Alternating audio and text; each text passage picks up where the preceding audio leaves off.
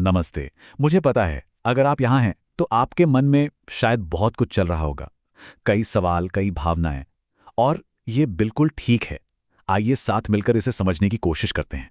तो इससे पहले कि हम आगे बढ़े, बस एक पल के लिए रुक जाइए। एक गहरी सांस लीजिए। बस इतना ही।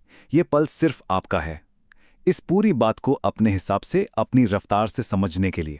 पता है, जब पहली बार डायग्नोसिस का पता चलता है ना, तो अक्सर एक अजीब सी खामोशी छा जाती है। एक ऐसा पल जो अनिश्चितता और शायद थोड़े डर से भरा होता है। और उसी खामोशी में मन के अंदर एक सवाल गूंजता रहता है ना? एक अधूरा सा सवाल, क्या मेरा बच्चा कभी? ये सवाल डर और उम्मीद दोनों से भरा है। और यकीन मानिए, ये सवाल लगभग हर माँ बाप के दिल में उठता है। तो सबसे पहले और सबसे ज़रूरी बात जो आपको जाननी है वो ये है कि आप इस सफ़र में अकेले नहीं हैं। बिल्कुल नहीं। दुनिया भर में लाखों परिवार हैं जो इसी रास्ते पर चल रहे हैं। वो हर रोज़ एक दूसरे की कहानियों से, उनके संघर्षों से, उनकी जीतों से सीखते हैं और एक दूसरे का सहारा बनते हैं। तो चलिए अब धीरे धीरे अपना नजरिया बदलते हैं। एक छोटा सा कदम बढ़ाते हैं समस्याओं की दुनिया से संभावनाओं की दुनिया की तरफ। ये जो बात है ना, ये इस पूरी समझ का आप कह सकते हैं दिल है। इस ख्याल को अपने मन में बैठा लीजिए कि ऑटिज्म कोई प्रोसेसिंग की गलती नहीं है। ये एक अलग ऑपरेटिंग सिस्टम है। बिल्कुल वैसे ही जैसे विंडोज़ और मैक ओएस होते हैं। दोनों अलग हैं, है ना? पर दोनों ही अपने आप में पूरे हैं और बहुत शक्तिशाली भी। तो आखिर ये ऑटिज्म है क्या?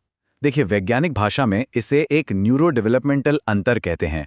इसका सीधा सा मतलब यह है कि दिमाग थोड़ा अलग तरीके से बना है, उसके कनेक्शंस थोड़े अलग हैं। यहाँ डिसऑर्डर शब्द पर नहीं, बल्कि अंतर पर फोकस करना बहुत ज़रूरी है।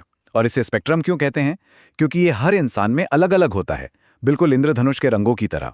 कोई एक रंग दूसरे से बेहतर या कम तो नहीं होता ना, बस अलग होता है। तो इसे एक टूटे हुए तार की तरह मत देखिए।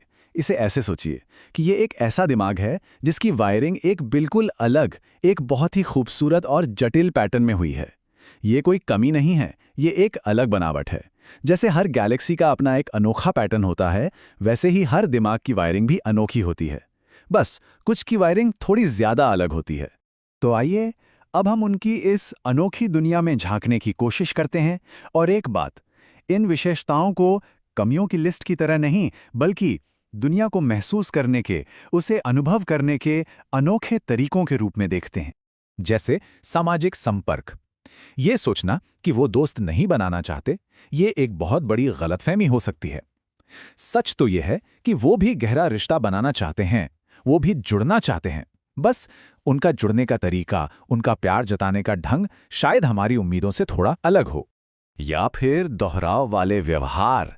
आपने शायद किसी बच्चे को बार बार हाथ हिलाते या झूमते देखा होगा। इसे स्टिमिंग कहते हैं। ये सिर्फ एक हरकत नहीं है, समझिए ये उनका खुद को शांत करने का तरीका है। एक ऐसी दुनिया में जो उन्हें कभी कभी बहुत तेज, बहुत शोर वाली या बहुत ज्यादा लगती है, ये उन्हें सुकून देता है। जरा सोच कर देखिए कि आपके आसपास की हर आवाज, हर रोशनी, यहां तक कि किसी का हल्का सा छूना भी आपको 10 गुना ज्यादा महसूस हो। ये उनकी रोजमर्रा की हकीकत हो सकती है। कह सकते हैं कि उनकी दुनिया के जो सेंसर्स हैं ना, वो बहुत ज्यादा संवेदनशील होते हैं।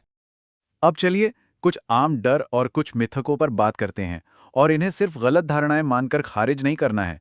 ये वो स्वाभाविक चिंताएं हैं जो मन में आती हैं और जिन्हें सही जानकारी से दूर किया जा सकता है। और शायद सबसे पहला, सबसे गहरा और तकलीफदेह सवाल जो किसी भी माँ बाप के मन में उठता है, वो ये है, क्या ये मेरी गलती है? क्या मैंने कुछ गलत किया? इसका जवाब बिल्कुल साफ और सीधा है, नहीं, ये आपकी गलती बिल्कुल नहीं है। ऑटिज्म दिमाग की बनावट से, बायोलॉजी से जुड़ा एक अंतर है। इसका पालन पोषण से कोई लेना देना नहीं है। आपका प्यार, आपका सहारा ही वो सबसे मजबूत चीज है जो आपके बच्चे के पास है, बस। अच्छा, एक और बात जो बहुत सुनने में आती है और जो बहुत तकलीफ भी देती है, वो ये है कि ऑटिस्टिक लोगों में सहानुभूति नहीं होती, कि वो भावनाएं महसूस नहीं करते।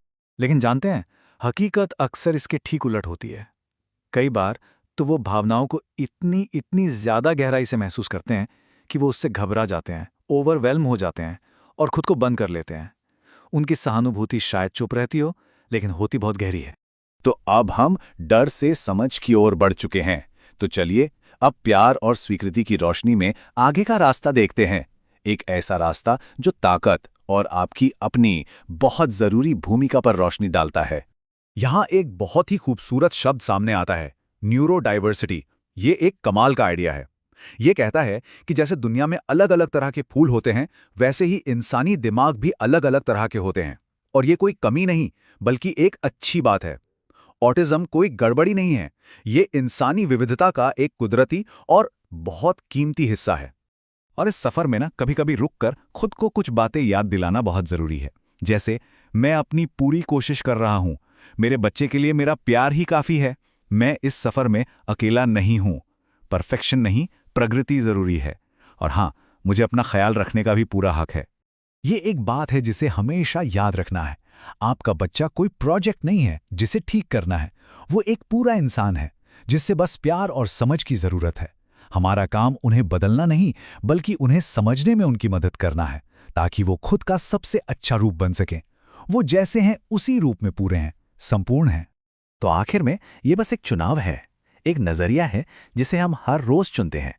तो सवाल ये है कि आप अपने बच्चे को किस नजर से देखना चुनेंगे, डर की नजर से या समझ की।